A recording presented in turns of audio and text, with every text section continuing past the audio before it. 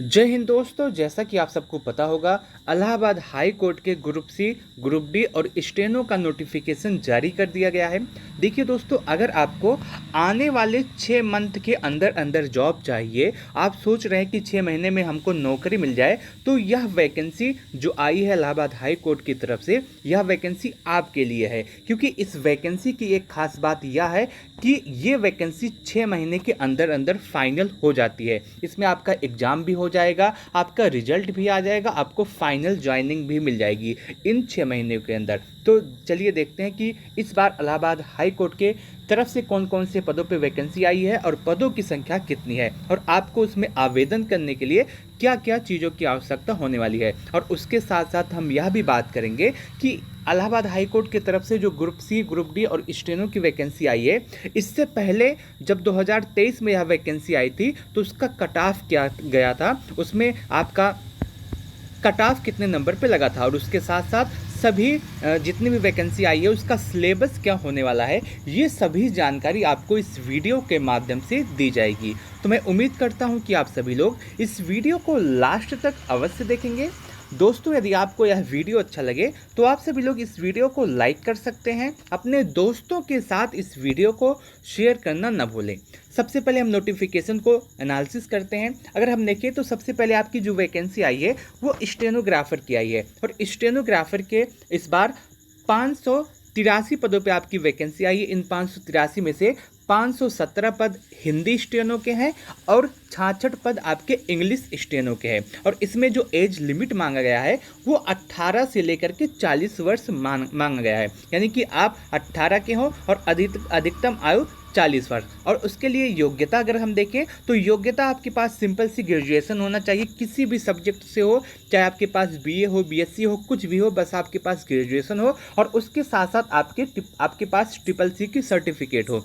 बस यही इतना चाहिए स्टेनो में आवेदन करने के लिए। और उसके बाद दूसरा आता है आपका जूनियर असिस्टेंट का। जूनियर असिस्टेंट के टोटल 1054 पदों पे आपकी वैकेंसी आई है, जिसमें से 932 पद आपके जूनियर असिस्टेंट के होने वाले हैं और 122 पद आपके पेड अप्रेंटिस के होने वाले हैं। और इसमें भी जो एज लिमिट मांगी गई है वो 18 से 40 वर्ष मांगी गई है। और इसमें आवेदन करने के लिए जूनियर असिस्टेंट में आपके पास इंटरमीडिएट और उसके साथ साथ ट्रिपल सी की डिग्री होनी चाहिए। और उसके बाद आपको हिंदी और इंग्लिश का टाइपिंग ज्ञान भी होना चाहिए। बस इतना ही आप के पास अगर हो तो आप इसमें जूनियर असिस्टेंट में आवेदन कर सकते हैं। उसके बाद आपका ड्राइवर का पद आता है जो कि 30 पदों पे आपकी वैकेंसी आई है और इसमें हाई स्कूल आपके पास हो और उसके साथ साथ आपके पास डीएल हो तो आप इसमें आवेदन कर सकते हैं। उसके बाद ग्रुप डी की वैकेंसी आई है। ग्रुप डी के कई पदों पे आपकी वैकेंसी आई है। टोटल अगर हम देखें तो 1639 पदों पे आपकी वैकेंसी आई है, जिसमें आपका ट्यूबवेल ऑपरेटर की वैकेंसी है, जिसके लिए आपके जूनियर हाई स्कूल मांगा जाएगा और उसके साथ साथ आपके पास 1 ईयर का सर्टिफिकेट होना चाहिए इन दिए हुए में। उसके बाद प्रोसेस सर्वर का है जिसमें हाई स्कूल मांगा गया है और उसके बाद प्यून का है जिसके लिए भी हाई स्कूल मांगा गया है। कुक है, स्वीपर है, दफ्तरी है, कुली है, लिफ्टमैन है, इसके लिए भी हाई स्कूल मांगा गया है। और स्वीपर कम फ्रेशर है, इसके लिए भी आपके पास 6 क्लास की डिग्री होनी चाहिए, बस मार्कशीट होनी चाहिए। बस इतना ही चाहिए ग्रुप डी में आवेदन करने के लिए। मैंने सभी कुछ बता दिया कि आपका स्टेनो में 583 पदों पे आपकी वैकेंसी आई है। स्टेनो में आवेदन करने के लिए graduation plus triple C plus steno आपके पास होना चाहिए। जूनियर असिस्टेंट के 1054 पदों पे आपकी वैकेंसी आई है, इसमें intermediate plus triple C plus typing होना चाहिए। ड्राइवर के लिए हाई स्कूल प्लस डीएल होना चाहिए। बस इतना ही होना चाहिए आपके पास आवेदन करने के लिए। अगर आपके पास इतना कुछ है तो आप इसमें आवेदन कर सकते हैं। अब सवाल ये आता है कि क्या सच में यह वैकेंसी बहुत जल्दी फाइनल हो जाएगी? कब तक फाइनल हो सकती है? इसका एग्जाम कब तक हो सकता है और आपकी पूरी वैकेंसी कब तक फाइनल होगी? देखिए, इससे पहले अगर हम देखें 2022 में इसका नोटिफिकेशन आया था Allahabad high court group C और ग्रुप डी का। और अगर हम देखें तो 30 अक्टूबर को इसका नोटिफिकेशन आया था। 30 अक्टूबर यानी कि आप अक्टूबर पूरी तरह से बीत गया है और अक्टूबर जब बीत गया है तो उसका नोटिफिकेशन आया था और आपका जो एग्ज़ाम हुआ था वो 10 से लेकर के 18 दिसंबर हुआ था। यानी कि अगर आप देखिए तो 2 महीने में आपका एग्जाम हो गया। उसके बाद जनवरी में ही इसका आंसर की आ गई, मार्च में इसका स्किल टेस्ट हो गया और 28 अप्रैल को इसका फाइनल रिजल्ट आ गया। यानी कि अगर आप देखिए अक्टूबर से लेकर के मार्च में आपका फाइनल रिजल्ट, और कितने 6 महीने में आपकी यह पूरी वैकेंसी फाइनल होगी। 6 महीने में आपका रिजल्ट आ गया। और यही नहीं कि एक ही बार हुआ है, आज तक इलाहाबाद हाई कोर्ट के तरफ से जितनी भी वैकेंसी आई है, जितनी भी बार आई है ग्रुप सी या ग्रुप डी या स्टेनो की, सभी में ऐसे हुआ है ज़्यादा से ज़्यादा 6 से 7 मंथ में आपकी पूरी वैकेंसी फाइनल हो जाती है। और अगर आप इसमें आवेदन करना चाहते हैं, अगर आप सोचते हैं इसमें हमको जॉब मिले, तो आपको अभी से पढ़ाई शुरू करना होगा, क्योंकि बाद में इतना समय नहीं मिलेगा कि आप एग्ज़ाम की तैयारी कर सके। आप यह मान के चलेंगे 100% गारंटी के साथ मैं कह रहा हूँ कि इसका एग्ज़ाम जो होगा वो आपका नवंबर के लास्ट वीक में या फिर दिसंबर के फर्स्ट वीक में कंडक्ट हो जाएगा। 100% आपका एग्ज़ाम नवंबर के लास्ट वीक में या फिर दिसंबर के फर्स्ट वीक में कंडक्ट होने वाला है। पिछली बार का मैंने पूरा बता दिया, कब कब आपकी नोटिफिकेशन आया था, कब एग्ज़ाम हुआ था, कब आंसर की आई थी, कब स्किल टेस्ट हुआ था, पूरी जानकारी मैंने आपको दे दी है। अब सवाल ये आता है कि यह जो वैकेंसी आई है इसमें आपका सिलेबस क्या होने वाला है और इसमें एग्ज़ाम प्रोसेस क्या होगा। देखिए एग्ज़ाम प्रोसेस की अगर हम बात करें तो सबसे पहले हम बात करना चाहते हैं आपका ग्रुप डी के विषय में। देखिए ग्रुप डी की अगर हम बात करें तो ग्रुप डी में 2 स्टेज में एग्ज़ाम होता है, एक फर्स्ट आपका, एक सेकंड आपका। फर्स्ट में भी आपका सेम सिलेबस होता है, सेकंड में भी आपका सेम सिलेबस होता है, कोई अंतर नहीं होता है, बस 2 एग्ज़ाम होता है इसमें। आपका जो फर्स्ट एग्ज़ाम होगा उसमें आपका हिंदी आएगा, इंग्लिश आएगा, जनरल आएगा, जनरल स्टडीज, और उसके बाद मैथ आएगा। टोटल आपके पास 90 मिनट का समय होगा और 100 प्रश्न आपको दिए जाएंगे। और आपके इस पूरे एग्जाम में निगेटिव मार्किंग नहीं होता है, चाहे आपका फर्स्ट एग्जाम हो या फिर सेकंड एग्जाम हो, दोनों में भी आपका निगेटिव मार्किंग नहीं होता है। तो आप आराम से पूरे प्रश्नों को अटेम्प्ट कर सकते हैं जितने प्रश्न दिए गए हैं। उसके बाद जब आप स्टेज 1 में पास हो जाएंगे तो उसके बाद आपका स्टेज 2 होगा। इसमें भी आपका हिंदी आएगा, इंग्लिश आएगा, जीएस आएगा, मैथ आएगा, 90 मिनट का समय होगा, 100 प्रश्न आपको दिए जाएंगे और यही दोनों ऐड करके आपका कट ऑफ बनेगा। अभी कट ऑफ के विषय में मैं लास्ट में बात करूंगा कि इससे पहले जो वैकेंसी आई थी उसका कट ऑफ क्या गया था। अभी के लिए आप इतना जानिए कि आपका स्टेज 1 और स्टेज 2 होता है, दोनों 100 नंबर का होता है और 100 नंबर यानी कि 200 नंबर में से आपका कट ऑफ लगता है। अब बात करते हैं स्टेनोग्राफर के विषय में। देखिए स्टेनोग्राफर का जो आपका एग्जाम होता है, सबसे पहले आपका स्टेज 2 होगा, उसके बाद आपका पहले आपका स्टेज 1 होगा, उसके बाद स्टेज 2 होगा। स्टेज जो 2 होता है उसमें 2 पार्ट होते हैं। पार्ट 1 में आपका टाइपिंग टेस्ट होगा जिसमें हिंदी की टाइपिंग, इंग्लिश की टाइपिंग दोनों दी जाएगी और उसके बाद आपका स्टेनोग्राफर का टेस्ट होगा, हिंदी इंग्लिश जो भी आपका है। और ये दोनों एग्जाम जो है पार्ट 1 वाला और पार्ट 2 वाला, यानी कि टाइपिंग प्लस स्टेनो टेस्ट दोनों एक ही दिन लिया जाता है, दोनों सेम डे लिया जाता है। हालांकि अभी पूरा नोटिफिकेशन नहीं आया है तो उसमें बताया नहीं गया है, लेकिन इससे पहले जो हुआ था एग्जाम उसमें ऐसे ही हुआ था सेम डे में आपका टाइपिंग टेस्ट और स्टेनो का स्किल टेस्ट दोनों हुआ था। ठीक है, मैंने पूरा एग्जाम प्रोसेस बता दिया। अब बात करते हैं सिलेबस के विषय में कि आपके एग्जाम में क्या सिलेबस पूछा जाता है। तो आपके एग्जाम में सबसे पहले हिंदी, इंग्लिश, जीएस, मैथ आता है, 90 मिनट का समय होगा, 100 प्रश्न आपके पास होंगे। निगेटिव मार्किंग इसमें नहीं होती है, निगेटिव मार्किंग इसमें बिल्कुल भी नहीं आती है। और उसके बाद जब आप स्टेज 1 पास कर लेंगे, जब आपका CBT 1 पास कर लेंगे, उसके बाद आपका पार्ट 2 होगा। पार्ट 2 में आपका सबसे पहले टाइपिंग होगा। इसमें टाइपिंग के भी नंबर आपके जुड़ते हैं। 25 नंबर आपका हिंदी टाइपिंग का है और 25 नंबर आपका इंग्लिश टाइपिंग का है। और इस 25 नंबर में से 10 नंबर लाना अनिवार्य है। अगर आपका 10 नंबर नहीं आता है तो आप उसी समय बाहर हो जाएंगे पूरे एग्जाम से, आपका पार्ट 1 में कितना भी अच्छा नंबर क्यों ना रहा हो। ठीक है, यहाँ तक बातें समझ में आ गई। और जब आप स्किल टेस्ट हो जाएगा और उसी दिन आपका स्टेनो टेस्ट होगा। स्टेनो टेस्ट में आपके 50 नंबर दिए जाएंगे और स्टेनो का जो पूरा कट ऑफ बनता है वो आपका 200 नंबर में से बनता है। 200 नंबर में से कैसे? आपका 100 नंबर पेपर का, 50 नंबर टाइपिंग का, जिसमें से 25 number Hindi typing, 25 number English typing और 50 नंबर आपका स्टेनो का, तीनों मिला करके 200 नंबर का आपका पूरा बनता है। और इसमें जो टाइपिंग मांगी जो स्टेनोग्राफर की स्किल टेस्ट मांगी जाती है, हिंदी के लिए 80 वर्ड पर मिनट और इंग्लिश के लिए 100 वर्ड पर मिनट होती है। ठीक है, अब बात करते हैं जूनियर असिस्टेंट के विषय में, यानी कि ग्रुप सी के विषय में। देखिए, जूनियर असिस्टेंट का जो आपका एग्जाम होता है, इसमें भी 2 स्टेज होते हैं।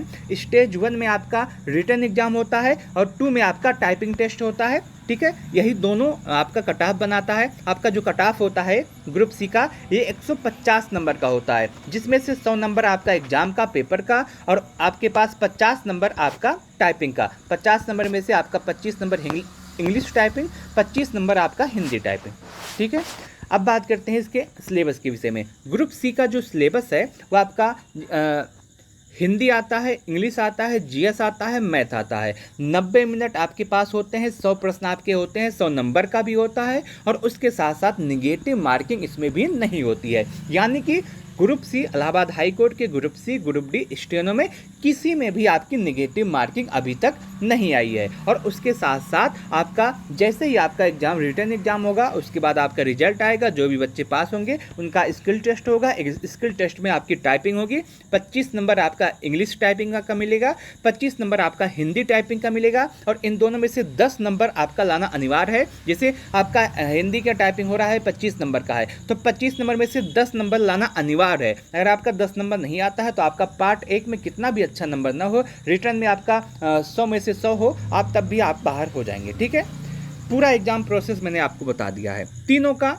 बता दिया है, सब कुछ मैंने बता दिया है। अब सवाल ये आता है कि इससे पहले जो आपकी वैकेंसी आई थी 2022 में, जो 2023 में फाइनल हुई थी, उसमें आपका पूरा कट ऑफ कितना गया था, कट ऑफ आपका कितने नंबर पे लगा था। देखिए, कट ऑफ की बात करें तो आपके सामने अब कट ऑफ आता है। सबसे पहले कट ऑफ आएगा स्टेनोग्राफर की हिंदी कट ऑफ। हिंदी में आपका जो कट ऑफ गया था स्टेनोग्राफर का, यूआर के लिए 161 नंबर, एससी के लिए 145 नंबर, एसटी के लिए 148 नंबर, ओबीसी के लिए 155 नंबर, ईडब्ल्यूएस के लिए 155 नंबर आपका कट ऑफ गया था।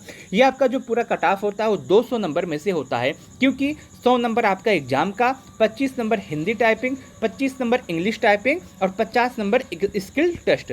टोटल आपका जो कट ऑफ बनता है स्टेनो का, वो आपका 200 नंबर में से बनता है। और 200 नंबर में से आपका जो कट ऑफ गया था वो यूआर का 161 नंबर, एससी का 145, एसटी का 148, ओबीसी का 155 और ईडब्ल्यूएस का भी 155 नंबर। ठीक है, अब आता है इंग्लिश स्टेनो का कट ऑफ। इंग्लिश स्टेनो का जो कट ऑफ गया था, यूआर के लिए 151 नंबर, एससी के लिए 121 नंबर, ओबीसी के लिए 148 नंबर, ईडब्ल्यूएस के लिए 149 नंबर। ये भी आपका 200 नंबर में से है। अब आता है ड्राइवर का कट ऑफ। इसमें जो आपका कट ऑफ गया था, यूआर के लिए आपका 74 नंबर, एससी के लिए आपका 73 नंबर, ओबीसी के लिए 72 नंबर। ठीक है, अब आता है ग्रुप सी में, ग्रुप सी का final cut off. Group C का जो फाइनल कट ऑफ गया था, सबसे पहले जूनियर असिस्टेंट की बात करते हैं। देखिए, जूनियर असिस्टेंट का जो फाइनल कट ऑफ गया था 125.71 नंबर 150 में से, ओबीसी का कट ऑफ 125 नंबर 150 में से, और उसके बाद एससी का कट ऑफ 118 नंबर, एसटी का कट ऑफ 111 नंबर और यूआर का कट ऑफ 127 नंबर। ये आपका जो कट ऑफ लगता है जूनियर असिस्टेंट का, पेड अप्रेंटिस का, ये 150 नंबर में से लगता है। 150 में से क्यों? क्योंकि आपका 100 नंबर आपका एग्जाम का होता है, रिटन एग्जाम का, और 50 नंबर आपका टाइपिंग का, जिसमें से 25 नंबर हिंदी टाइपिंग और 25 नंबर इंग्लिश टाइपिंग। ठीक है, और इसमें जो आपका कट ऑफ गया था 150 में से, आपके सामने दिया हुआ है, आप इसको देख सकते हैं। ठीक है, अब बात आता है ग्रुप डी की कट ऑफ का। देखिए, ग्रुप डी में जो कई पोस्ट आई थी उसका अलग अलग कट ऑफ जाता है, तो अलग अलग कट ऑफ इस बार है। प्रोसेस सर्वर का जो कट ऑफ गया था यूआर का 178 200 में से, क्योंकि आपका 2 पेपर होता है, दोनों 100 नंबर का होता है, दोनों को ऐड करके आपका कट ऑफ बनाया जाता है। यूआर का कट ऑफ आपका 178 नंबर, ईडब्ल्यूएस का कट ऑफ 178, ओबीसी का 178, एससी का 174, यूआर का 179, और उसके बाद प्यून का, ऑफिस प्यून का, फ्रेशर का, इसमें जो आपका कट ऑफ गया था ईडब्ल्यूएस का आपका 162, ओबीसी का 164, और उसके बाद एससी का 154, एसटी का 135, यूआर का 165 नंबर आपका कट ऑफ गया था। उसके बाद आप यहाँ पे अपना पूरा कट ऑफ देख सकते हैं। अगर आपको देखना है पूरी कट ऑफ आप यहाँ पे देख सकते हैं। ठीक है दोस्तों, मैं उम्मीद करता हूँ कि आपको यह जानकारी अच्छी लगी होगी, यह पूरी एनालिसिस अच्छी लगी होगी। मैं आपको बता दूँ, मैंने आपको जो पूरा सिलेबस बताया है, पूरी जानकारी दी है। अब यह एक वीडियो और मैं लाऊंगा जिसमें मैं पूरी जानकारी यह दूंगा कि किस किस टॉपिक से कितने कितने क्वेश्चन पूछे जाते हैं। इस वीडियो में बताना थोड़ा सा मुश्किल है क्योंकि यह वीडियो पहले से ही बहुत ज़्यादा लंबा हो गया पूरी जानकारी देने में, लेकिन इसके बाद एक वीडियो और आएगा जिसमें पूरी जानकारी दूंगा। जैसे आपका इंग्लिश में किस टॉपिक से कितने प्रश्न पूछे जाते हैं, कौन कौन सा टॉपिक आपके लिए इंपॉर्टेंट है, हिंदी में कौन कौन से टॉपिक से कितने प्रश्न पूछे जाते हैं, जीएस में किस किस टॉपिक से कितना प्रश्न आता है, करंट अफेयर का कितना आएगा, पॉलिटी का कितना आएगा, इकोनॉमिक्स का कितना आएगा, स्टैटिक का कितना आएगा, मैथ में किस किस टॉपिक से कितने प्रश्न पूछे जाते हैं, कौन कौन सा टॉपिक आपके लिए इंपॉर्टेंट है, एडवांस आता है कि नहीं आता है, ये सभी जानकारी आपको नेक्स्ट वीडियो में दी जाएगी, जिसमें मैं आपको बताऊंगा कि कैसे आपको तैयारी करनी है, 2 महीने में कैसे आपको पूरा सिलेबस कंप्लीट करना है, क्योंकि आपका ये एग्जाम नवंबर के लास्ट वीक में या दिसंबर के फर्स्ट वीक में कंफर्म हो जाएगा। ठीक है दोस्तों, तो आप उस वीडियो को ज़रूर देखिएगा। अगर आपको इसमें आवेदन करना चाहते हैं तो आपके लिए वह वीडियो बहुत ही ज़्यादा इंपॉर्टेंट होने वाला है। मैं उम्मीद करता हूं कि आपको यह पूरी जानकारी अच्छी लगी होगी, आपको यह पूरा वीडियो अच्छा लगा होगा। यदि आपको यह वीडियो अच्छा लगा हो तो आप सभी लोग इस वीडियो को लाइक कर सकते हैं, अपने दोस्तों के साथ इस वीडियो को जरूर शेयर कीजिएगा। आपके मन में कोई भी डाउट, कोई भी सवाल, कोई भी कन्फ्यूजन रह गया है तो आप कमेंट सेक्शन के माध्यम से हमसे पूछ सकते हैं, मैं आपके प्रत्येक कमेंट का जवाब अवश्य दूंगा। इस वीडियो को लास्ट तक देखने के लिए आप सबका बहुत बहुत धन्यवाद।